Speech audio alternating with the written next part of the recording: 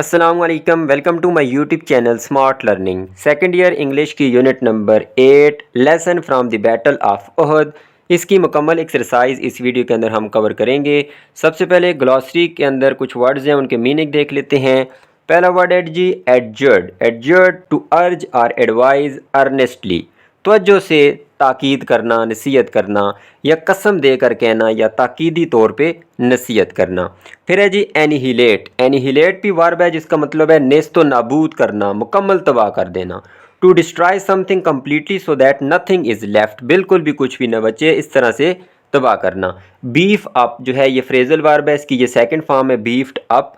To make something stronger और more effective, मजबूत करना, तो मतलब कि ये सेकंड फॉर्म है, तो मजबूत किया या ताकतवर बनाया। फिर है जी बिलीगरिंग। बिलीगरिंग नाउन है जिसका मतलब है नाकाबंदी, मुहासरा या घेराव, मतलब कि चारों तरफ से घेर लेना। फिर है जी बेलिजरेंट। बेलिजरेंट कहते हैं जी होस्टाइल, दुश्मन को, या एग्रेसिव, जो लड़ाकू होता है, जंगजू या जारहाना जो बंदा होता है या लड़ाका, उसको कहते हैं बेलिजरेंट। बेसीज, ऊपर बेलीगरिंग नाउन था जिसको कहते हैं मुहासरा, और बेसीज जो है वो वर्ब है जिसका मतलब है घेराव करना, मुहासरा करना। Surround with arm forces in order to capture it और फोर्स इट्स सरेंडर। फिर है जी बिविल्डरमेंट। बिविल्डरमेंट कहते हैं जी a feeling of being perplexed and confused, मतलब कि एक एहसास, घबराहट का एहसास या हैरत का, ठीक है, या उलझन का, तो उसको कहते हैं बिविल्डरमेंट, उलझन को, हैरत को। फिर है जी कॉमरेड इन आर्म्स। साथी सिपाही जो होते हैं उनको कहते हैं कॉमरेड इन आर्म्स। कॉन्स्टरनेशन कहते हैं जी खौफ व हैरत को, खौफ व हिरास को, दहशत को, हैबत को या खौफ को। फिर है डेसीमेट। डेसीमेट जिसकी सेकंड फॉर्म है डेसीमेटेड, ठीक है, जो है ज़्यादातर हिस्सा किसी भी चीज़ का उसको तबाह करना, तो मतलब कि बड़ी तादाद में तबाही करना, उसको कहते हैं decimate. Dissipate second form dissipated, बर्बाद करना, ज़ाया करना, मतलब कि किसी चीज़ को इतना कम करना या कमज़ोर करना कि वो चीज़ बिल्कुल ही ख़त्म हो जाए। नेक्स्ट है जी फ्लैंक। फ्लैंक क्या है? राइट और left side of body of people such as an army, a naval force और सॉकर टीम। चाहे फुटबॉल की टीम हो, कोई जो है बैरिया हो, या कोई भी फौज हो, उसका जो दायां या बायां पहलू होता है उसको कहते हैं फ्लैंक। फिर है जी इग्नोमिनी, पब्लिक शेम और डिस्ग्रेस, रसवाई, अवामी ज़िल्लत या बेइज्जती। मैन्यूवर कहते हैं जी हिकमत अमली को, फ़ायदा हासिल करने के लिए या किसी से बचने के लिए, ठीक है। एडवांटेज या किसी से बचने के लिए जो चालाकी या कोई भी मंसूबाबंदी होती है, या कोई भी हरकत या सरगर्मी होती है फ़ायदा हासिल करने के लिए, उसको कहते हैं मैन्यूवर। फिर है पिकेट्स, एक फ़ौजी या फ़ौजियों का छोटा ग्रोह, एक फ़ौजी को कहते हैं या जो छोटा ग्रोह होता है फ़ौजियों का। फिर पिंसर मूवमेंट, दो तरफा जो है वो हरकत को कहते हैं, मतलब जब दुश्मन दो तरफ से घेराव कर ले उसको कहते हैं पिंसर मूवमेंट। दो मुख्तलिफ क़ुव्वतों के दबाव की हालत को भी कहते हैं। तो दो सेपरेट बॉडीज़ या दो जो लश्कर होते हैं वो जब किसी पे हमला करते हैं दुश्मन पे दो तरफ से, उसको कहते हैं पिंसर मूवमेंट। फिर है जी सिमिटर। सिमिटर एक तलवार होती है, अरबी तर्ज की तलवार, या जिसको तुर्की तर्ज की तलवार भी कहते हैं, जो हमदार होती है, कर्व्ड होता है उसका ब्लेड, और नोक जो है वो थोड़ी सी ब्रॉड होती है, चौड़ी होती है। सीथिंग कहते हैं जी जब इंसान जो है वो शदीद उसके अंदर जज्बात हों लेकिन वह जज्बात का इजहार ना करे, ठीक है, मतलब कि field with characterized by intense but unexpressed emotions. Emotions उसके अंदर होते हैं जिसको हम कहते हैं खोलता हुआ या उबलता हुआ इंसान, लेकिन वो इजहार नहीं करता उनका। फिर टेम्बोरीन जो है ये भी एक नाउन है, ये एक इंस्ट्रूमेंट होता है जिससे आवाज़ निकाली जाती है, जिसको जैसे दफ होती है वो थाली नुमा, एक ढोलक नुमा होती है, दफ, चिंक या कोई मसीकी का आला, एक नाउन है टेम्बोरीन। फिर थ्रेशोल्ड कहते हैं पॉइंट ऑफ एंट्री, आगाज़ को कहते हैं, या दाखिले का मकाम या दहलीज भी हम कह सकते हैं। तो यहाँ तक ग्लॉसरी का पोर्शन था। नेक्स्ट हम चले जाते हैं जी, यहाँ पे वोकेबलरी के अंदर एक एक्सरसाइज है कि इकॉनमी से रिलेटेड यहाँ पे कुछ वर्ड्स दिए गए हैं, उनको हमने यहाँ पे वन वर्ड सब्स्टिट्यूशन करनी है, मतलब कि जो हमारे पास डेफिनेशन है उसके मुताबिक ये वर्ड लिखना है। जैसे बैंकक्रप्ट है, दिवालिया को कहते हैं कंगाल, मतलब बिल्कुल भी ना बचे, इंसान पैसे अपने उधार भी वापस ना कर सके। इन्वेस्टमेंट सरमायाकारी को कहते हैं। बजट जो है जो तखमीना होता है आमदनी का, मतलब कि हम प्लानिंग करते हैं कि इतना खर्चा हम करेंगे, इतने हमारे पास पैसे हैं। कैपिटल सरमाया, जब भी हम कोई बिज़नेस स्टार्ट करते हैं या बिज़नेस को ऑपरेट करते हैं तो उसके लिए जो सरमाया होता है। कॉस्ट कीमत को कहते हैं। इकोनॉमिक जो है एक साइंस है माशियात। फिर कंज्यूमर सारिफ को कहते हैं कंज्यूम करने वाला, खर्च करने वाला। फिस्कल कहते हैं माली, जैसे फिस्कल ईयर होता है माली साल।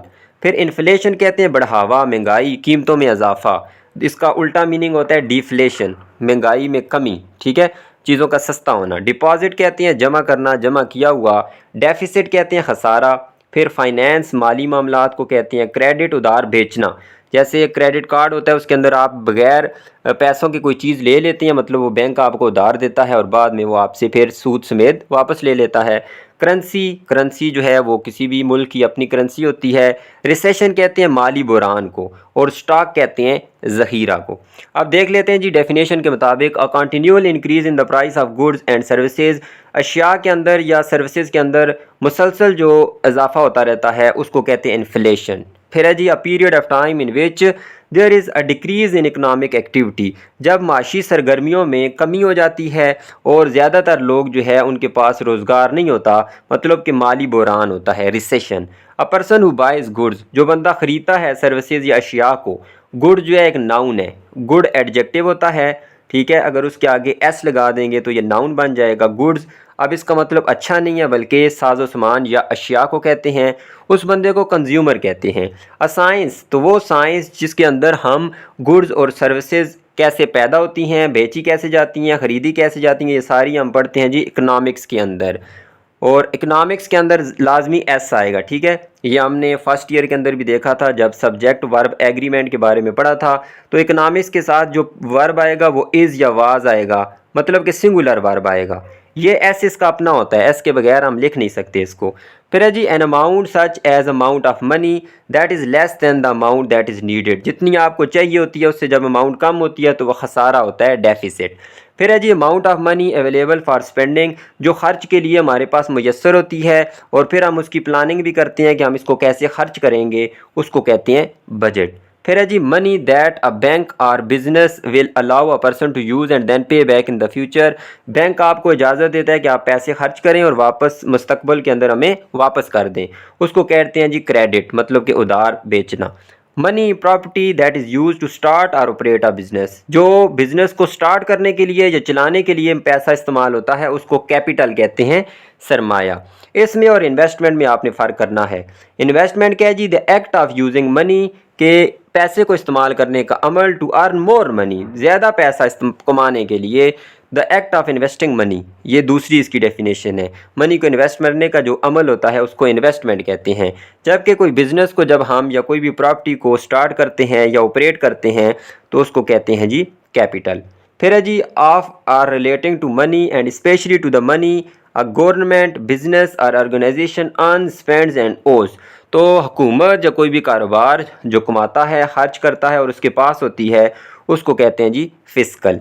फिर है जी the money that a country uses, तो जो मुल्क इस्तेमाल करता है और हर मुल्क की अपनी एक ख़ास किस्म की वो होती है मनी, तो उसको कहते हैं करेंसी। फिर 12वां है जी द प्राइसेस ऑफ समथिंग, किसी भी चीज़ की कीमत। The amount of money that is needed to pay for or buy something, तो उसको कास्ट कहते हैं। Supply of goods and available for sale in a store, store के अंदर जो अशिया होती हैं उसको स्टॉक कहते हैं, ज़ख़ीरा।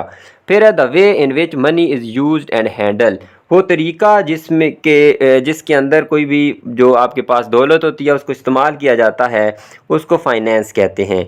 To put money in a bank account, तो बैंक अकाउंट में पैसे रखने को डिपॉजिट कहते हैं।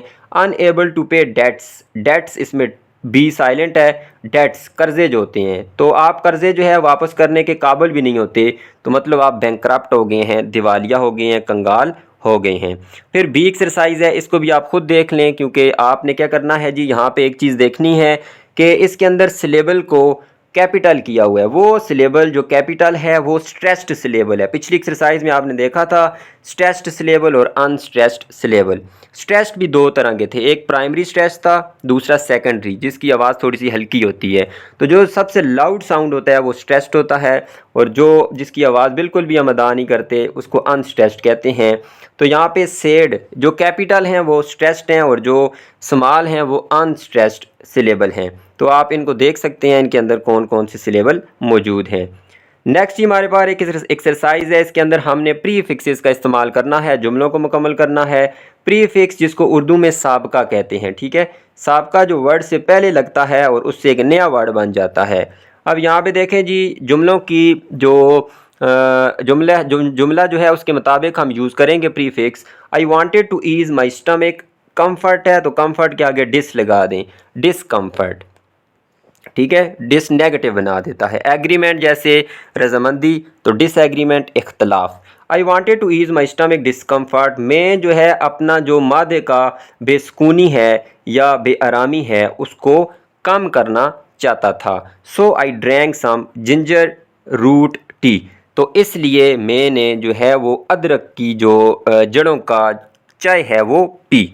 तो यहाँ पे ये तो डिस्कम्फर्ट हो गया, ये तो ठीक है। एक और चीज़ भी आप यहाँ पे नोट करें कि ये हमारे पास पहली जो है इंडिपेंडेंट क्लास है, ठीक है, और इसके अंदर सो आया है। सो कोऑर्डिनेटिंग कंजंक्शन होता है, फैन बॉयज़ जो आपने पढ़े होंगे, सात कंजंक्शन, उसमें आखिरी जो एस से बनता है सो, और ये दूसरी भी इंडिपेंडेंट क्लास है। तो ये आपके पास जो सेंटेंस है ये कौन सी सेंटेंस की टाइप है? स्ट्रक्चर के हिसाब से एक कंपाउंड सेंटेंस है जिसके अंदर दो इंडिपेंडेंट क्लासेस होती हैं और इसमें कोऑर्डिनेटिंग कंजंक्शन भी आया हुआ है। अगर कोऑर्डिनेटिंग कंजंक्शन ना हो तो सेमी कॉलन भी इस्तेमाल करते हैं।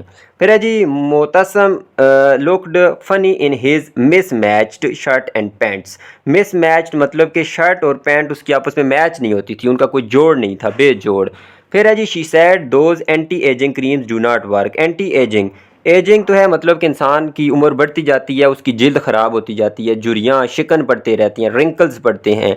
लेकिन एंटी एजिंग क्रीम्स जो क्या करती हैं, झुर्रियों को ख़त्म करती हैं, इंसान ज़्यादा देर तक जवान रहता है।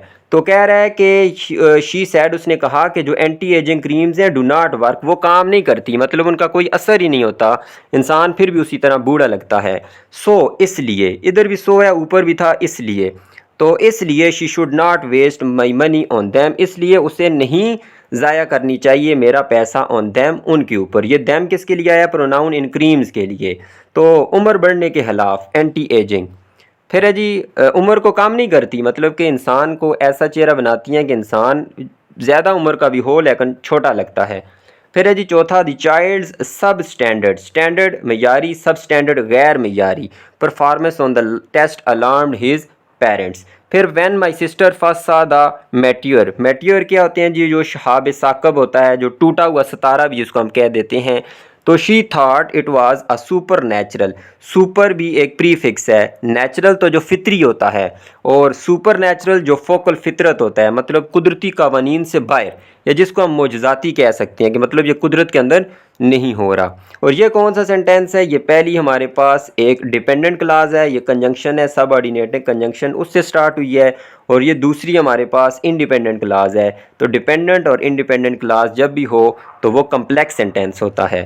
फिर है जी, even the she got an excellent job offer, ये इवन द भी एक सब ऑर्डिनेटिंग कंजंक्शन है, और ये पूरी हमारे पास एक डिपेंडेंट क्लास है। अगरचे उसे एक अच्छी जो है वो जॉब की ऑफ़र मिली। Asha did not want to relocate to a different country, relocate मतलब दोबारा बसना, किसी और जगह जाके रहना। अब वो एक जगह पे रह रही थी तो दूसरे मुल्क में जाके वो रहना नहीं चाहती थी। तो ये इंडिपेंडेंट क्लास है, ये पहली वाली डिपेंडेंट थी, तो ये भी एक कम्प्लेक्स सेंटेंस है। रीलोकेट, री का मतलब होता है दोबारा, अगेन।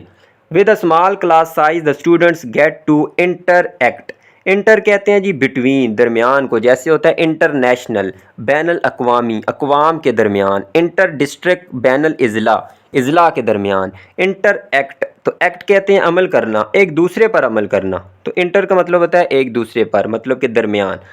फिर है जी, I slipped on the ice because I did not heed the precautious about watching my step.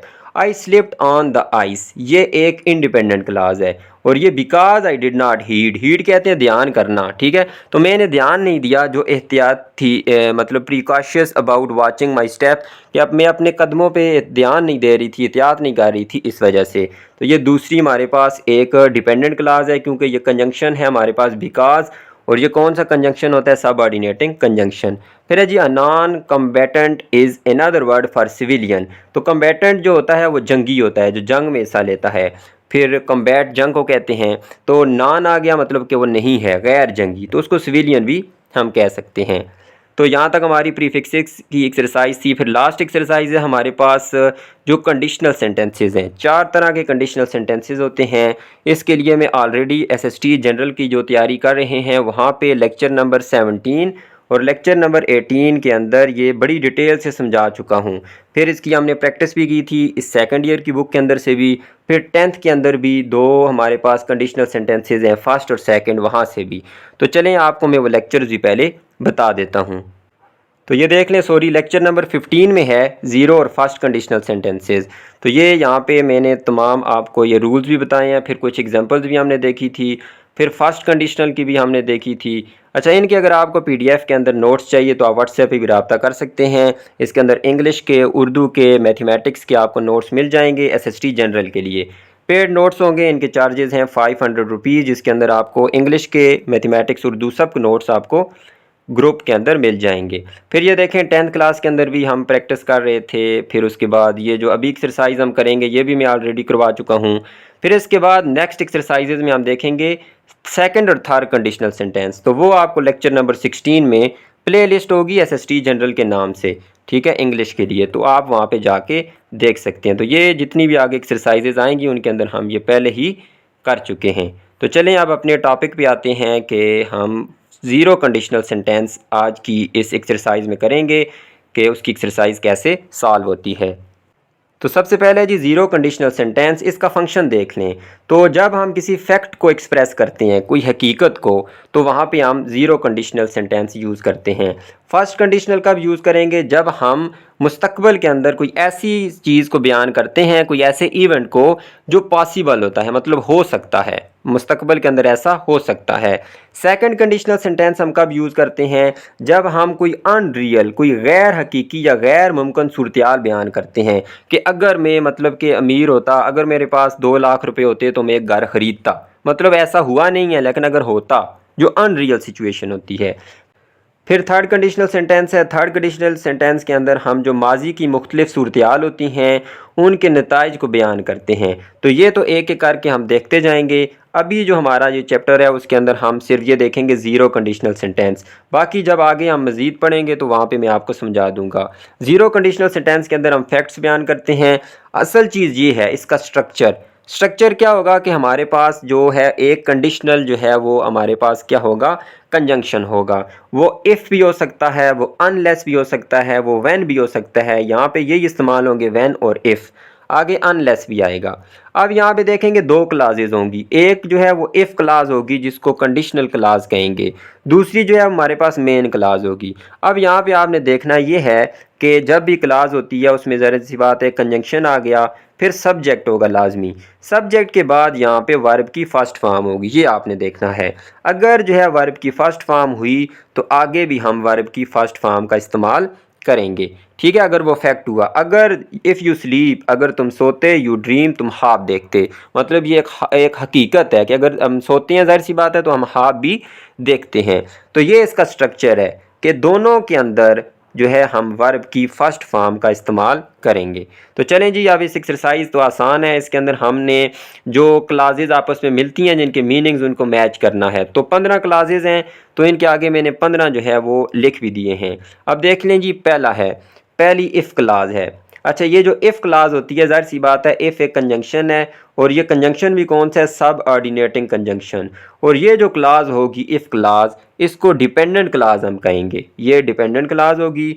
दूसरी जो इसके साथ मिलेगी, अब जब पहले का आंसर किधर है जी? ये हमारे पास पहले का आंसर यहाँ पे ये, ठीक है, माई टीचर गेट्स एंग्री। तो ये इंडिपेंडेंट क्लास है, ये इंडिपेंडेंट क्लास हो गई। ये इफ़ वाली डिपेंडेंट क्लास होगी। दोनों मिलेंगे, जो सेंटेंस बनेगा उसको हमेशा हम कहेंगे कम्प्लेक्स सेंटेंस। तो if I am late for class, अगर मैं क्लास के लिए लेट होता, माई टीचर गेट्स एंग्री, मेरी जो टीचर है वो गुस्सा होती। तो अब देखें ये फैक्ट है कि अगर मैं लेट होता तो टीचर गुस्सा होती। तो ये हमारे पास एक इंडिपेंडेंट क्लास बन जाएगी। और इफ़ वाली जो शर्तिया क्लास होती है उसको डिपेंडेंट क्लास कहते हैं। दूसरा देख लें जी, when he stayed up very late. अब दूसरे के साथ कौन सा कॉलम मिलेगा? अच्छा, ये व्हेन देख लें, कभी कभार इफ़ की जगह क्या आ जाएगा? व्हेन। जब ही स्टेज अप वेरी लेट, जब वो ज़्यादा देर तक रुकते हैं तो फिर क्या होता है जी? दूसरे का आंसर है जी, he is very tired the next morning. मतलब जब ज़्यादा देर तक जागते हैं तो वो जो है वो थक जाते हैं नेक्स्ट मॉर्निंग, अगली सुबह। फिर पीपल गेट हंग्री, लोग जो है वो भूखे होते हैं। इफ़ दे डोंट ईट, अगर वो खाना नहीं खाते। तो अब यहाँ पे देख लें, कभी कभार ऐसे भी होगा कि मेन क्लास पहले आ जाएगी और जो दूसरी इफ़ क्लास है वो बाद में आ जाएगी। ठीक है, जब इफ़ क्लास पहले होगी तो उसके बाद कामा आएगा। जब डिपेंडेंट क्लास पे इंडिपेंडेंट क्लास पहले होगी, मतलब जो जिसमें इफ़ नहीं आता, तो फिर आप कामा का इस्तेमाल नहीं करेंगे। अब देख लें जी, यहाँ पे ये भी इफ़ वाली है, ये भी इफ़ वाली है, वैन आया हुआ है, ये भी इफ़ है, ये भी इफ़ है, ये भी इफ़ हो गई, फिर उसके बाद 9वें वाला, फिर 10वां। ठीक है, तो इनमें अगर आप गौर करें तो इनके बाद कामा आया हुआ है, सब के बाद क्या आया हुआ है, कामा, क्योंकि जब इफ़ क्लास लगाएंगे उसके बाद कामा आएगा। अगर इफ़ क्लास बाद में हो, जैसे ये देख लें इफ़ क्लास बाद में है, ये बाद में है, ये बाद में है, ये बाद में है, तो फिर दरमियान में कामा का इस्तेमाल नहीं करना। अब बाकी आप आसानी से ख़ुद ही देख सकते हैं जो जो आपके कालम मिलते हैं। अच्छा, गौर यहाँ पे क्या करना है आपने, ये तो आसान है कालम मिलाने। इसमें देख लें जी फर्स्ट फॉर्म आई है, इसमें भी देख लें फर्स्ट फॉर्म आई है, फिर ये फर्स्ट फॉर्म हमेशा वर्ब की फ़र्स्ट फॉर्म आएगी। और यहाँ भी देख लें जो दूसरी क्लास होगी उसके अंदर भी वर्ब की फ़र्स्ट फॉर्म आएगी। मज़ीद जब आगे हम पढ़ेंगे फ़र्स्ट कंडीशनल तो उनमें फ़र्क होगा। अब फर्स्ट कंडीशनल के अंदर यहाँ पे तो फर्स्ट फॉर्म आएगी इफ़ क्लास के साथ, लेकिन जो हमारे पास मेन क्लास होगी उसमें विल भी आएगा और आगे वर्ब की फ़र्स्ट फॉर्म आएगी, ये फ़र्क होगा। इसमें देखें दोनों फर्स्ट फॉर्म थी, इसमें इफ़ क्लास में फ़र्स्ट फॉर्म आएगी और जो हमारे पास दूसरी मेन क्लास है उसमें विल भी आएगा और फर्स्ट फॉर्म भी आएगी। इसी तरह सेकंड में भी फ़र्क होगा, थर्ड में भी फ़र्क होगा। तो ये 4 कंडीशनल सेंटेंसेस होते हैं, इनको आपने बड़े गौर से समझना है क्योंकि पेपर के पॉइंट ऑफ व्यू से बड़े इंपॉर्टेंट हैं। तो यहाँ तक हमारी एक्सरसाइज थी यूनिट नंबर 8 की। उम्मीद करता हूँ कि आपको काफ़ी कुछ सीखने को मिला होगा। वीडियो अच्छी लगी है तो इसको लाइक कर दें, चैनल को सब्सक्राइब कर दें। अल्लाह हाफिज़।